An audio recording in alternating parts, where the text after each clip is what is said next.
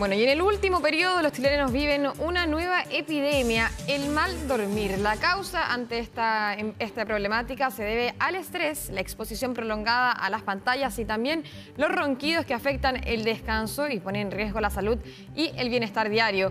Para profundizar en este tema, tomamos contacto con Eduardo Vázquez, especialista del Centro del Sueño de la Universidad Católica. ¿Cómo está, Eduardo? Muy buenos días. Hola, ¿cómo estás? Buenos días. A ver, podremos hacer un análisis sobre la higiene del sueño de las chilenas y los chilenos en promedio, cuánto dormimos y también cuánto, más importante aún, debiéramos dormir.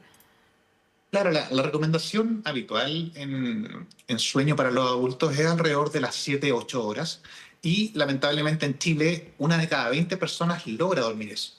Hay muchas cosas que afectan eso, tanto el horario laboral, el tiempo de traslado y muchas veces no tenemos la oportunidad suficiente para dormir y tampoco priorizamos el sueño. Entonces vemos que la población en general está privada de sueño, tiene sueño de mala calidad, como decía al principio, la carga laboral, el estrés familiar, académico, va mermando nuestra posibilidad de tener un sueño de buena calidad y asimismo los trastornos del sueño. Claro, y cuando hablamos de que no se prioriza el sueño, ¿usted cree que no hay conciencia, por ejemplo, de la importancia que tiene para la vida diaria de las personas? Claro, si por ejemplo yo te dijera que hay una intervención que puede hacer que mejore tu estado del ánimo, que mejore tu salud mental, que te ayude a bajar de peso, que regule tu presión arterial, tu glicemia, todos pagarían una inmensa cantidad de dinero por comprarse ese medicamento. Y el sueño hace todo eso. ¿Ya? El sueño nos permite regular las emociones, nos permite regular la glicemia, la presión arterial, disminuir el riesgo incluso de cáncer. Entonces, como no se sabe que el sueño es tan vital, normalmente se deja para el último. Uno se preocupa de cumplir con todo lo que pueda y cuando llega a la casa en la noche intenta hacer todo lo que no pudo hacer en el día y acorta mucho el tiempo que nos damos para dormir. Claro, a ver, Eduardo, vamos viendo que es importante para poder dormir bien y dentro de estos factores que ya habíamos mencionado, porque uno de ellos claramente es el exceso de pantalla, sobre todo en este mundo tan tecnológico que ya ni siquiera es la propia televisión, también es, por ejemplo, el celular, que es prácticamente parte de la mano ya. Y muchas veces vemos que las pantallas, más que la luz sea un problema muy importante o el contenido, lo que hace el celular es que uno prioriza eso por sobredormir. En el tiempo en que quizás normalmente estaría durmiendo, nos quedamos viendo televisión, nos quedamos viendo el celular. Entonces las pantallas tienden a desplazar el tiempo en que yo habitualmente duermo y me quitan oportunidad. Pero Ahora, no solamente que la luz sea suficiente para ujú. eliminar el sueño. Pero, por ejemplo, lo que vemos en las pantallas, en las redes sociales, también puede afectar el cómo dormimos, porque de ahí me imagino yo, por ejemplo, vienen las pesadillas de repente, ¿o no? Mira, en general, cuando uno agrupa a toda la población, vemos que el impacto no es tan grande, Ya. ¿ya? No es como que se quite mucho tiempo de sueño por el contenido, pero sí hay grupos específicos de la población que son muy sensibles al contenido que ven en redes sociales y en televisión. Entonces, lo importante es poder ver persona a persona cuando lo estamos viendo en la clínica, ver si esta persona tiene un impacto negativo del uso de pantalla, si es que esta persona está teniendo un sueño de mala calidad por culpa del contenido. Pero en promedio el impacto no es tan grande. Ya, y ahora, me imagino que hay una recomendación también de cuánto tiempo antes debemos estar sin pantallas para dormirnos, para también poder hacer esta preparación del sueño, ¿no?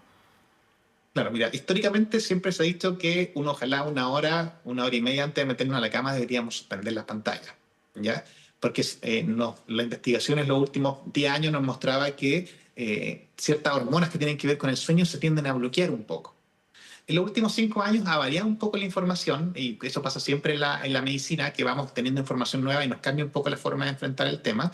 Y en los últimos años vemos que el tiempo específico antes de quedar dormido no tiene un impacto tan grande en los adultos, ¿ya? Y como te decía, hay pequeños grupos de la población en los que sí es muy notorio. Entonces, cuando uno habla en términos generales, dice ojalá 1 hora. Pero hay personas, por ejemplo, que si ocupan pantalla en la noche pueden dormir mejor incluso. Ya, sobre todo la gente que es más ansiosa, de repente al ver pantalla en las noches se puede distraer y conciliar el sueño con más facilidad. Entonces, hay que irlo viendo persona a persona. Si hablamos de la población, uno dice en general 1 hora antes de meternos a la cama. Ya, y acá es importante obviamente tomar conciencia uno mismo de ser lo suficientemente fuerte, entre comillas, y dejar el celular de lado cuando ya es hora de descansar. Pero hay algo que es prácticamente imposible dejar de lado y es el estrés. ¿Cómo se convive el sueño con este problema que enfrentan muchos de los chilenos y chilenas? Y esto es mucho más difícil. El estrés, bueno, es parte de la vida normal Y vemos que mientras mayor sea la carga durante el día, más se fragmenta y se interrumpe el sueño. ¿Ya? La química cerebral se ve muy alterada cuando tenemos estrés, como te digo, académico, familiar, cuando estamos pasando por alguna crisis. ¿Ya? Y en general, las intervenciones cuando esto está pasando en forma regular en el tiempo suelen ser más bien de psicoterapia incluso, ya como de cómo manejar las emociones en la noche, cómo disminuir un poco la preocupación excesiva cuando estamos en el dormitorio, cosa de que podamos separar nuestro día del momento en que nos metemos a la cama. Y una de las recomendaciones que se hace harto es que un par de horas antes de acostarnos hagamos una lista de nuestros pendientes, de los compromisos que tengamos, anotemos, por ejemplo, cuándo los vamos a solucionar o qué día vamos a tener más información para poder llevarlo a cabo.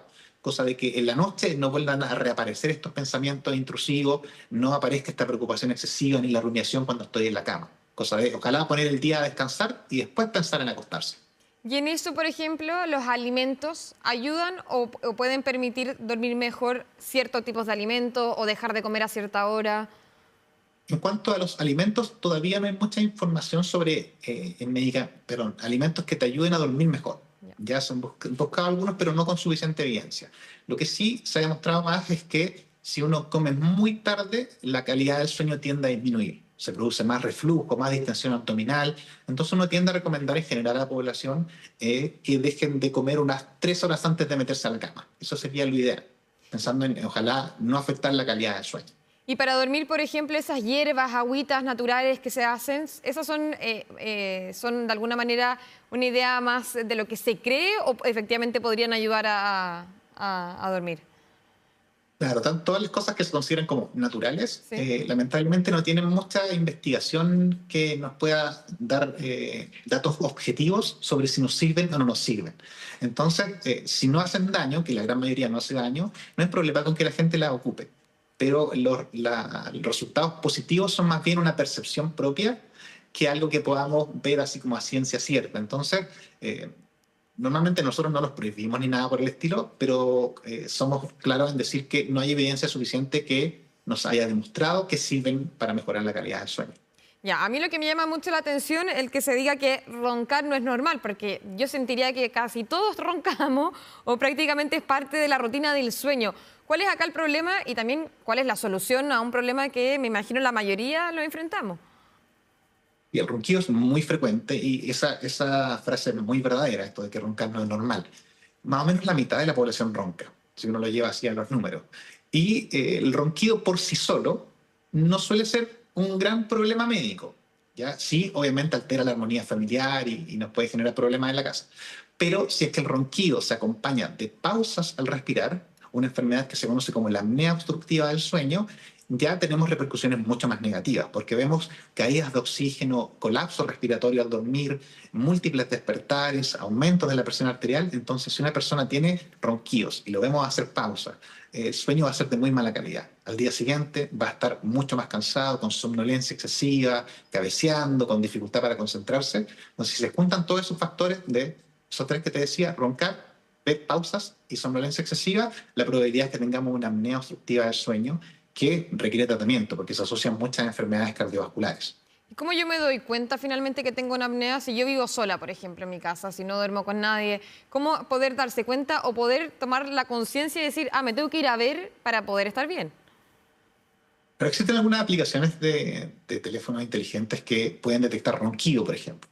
Algunos relojes también pueden marcar la oxigenación en la noche y esos pueden darnos algunas señales. Pero si es que uno duerme solo, lo más importante es ver cómo despierto en el día. Si mi sueño no es reparador, si durante el día tengo somnolencia excesiva, que si estoy leyendo algo empiezo a cabecear, quedarme dormido, que en un semáforo, por ejemplo, muy largo empiezo a quedarme dormido, de todas maneras vale la pena consultar. Y se consulta con medicina del sueño, se pide un estudio de sueño, que uno se queda a dormir la noche completa en un centro del sueño, con harto electrodo, ¿cierto? Electroencefalograma, muchas cosas que nos ayudan a detectar cómo es la calidad del sueño, si es que hay caídas de oxígeno, si es que hay pausas respiratorias y después de eso ya poder hacer un tratamiento. Ahora, Eduardo, para ir cerrando, ¿qué pasa con los fármacos? Porque hay muchas personas que toman diferentes medicamentos, pero que en la mayoría van a las farmacias, lo compran y se automedican. ¿Acá también hay que tener un punto de atención? Sí, mira, la mayoría de los medicamentos que son más fuertes para que se ocupan en insomnio específicamente son casi todos con receta retenida. ¿ya? Eso no significa que la gente no los pueda conseguir en forma así como ilegal, por decirlo de alguna manera, como comprarlo en la cuneta o en la salida del metro, inclusive he visto yo que venden medicamentos. Son peligrosos en el sentido de que en el tiempo van generando tolerancia. Entonces no es tan difícil que los pacientes puedan generar una cierta adicción a los fármacos y que la arquitectura del sueño se altere mucho al punto de no poder dormir sin medicamentos, ¿ya? Entonces, de todas maneras, la recomendación es no automedicarse. Primero, si es que estoy teniendo dificultades para quedarme dormido varios días a la semana, por varios meses, y estoy notando repercusiones negativas en el día, lo mejor es consultar con un especialista y definir si es que necesito un medicamento, si es que quizás lo mejor sería para mí algún tipo de psicoterapia u otra intervención. Así que esa es siempre la recomendación, consultar mejor antes de potencialmente provocarse algún daño. Ok, recomendación hecha de Eduardo Vázquez, especialista del Centro del Sueño de la Universidad Católica. Muchas gracias por su tiempo. Gracias a ti, que estés muy bien. Buen día.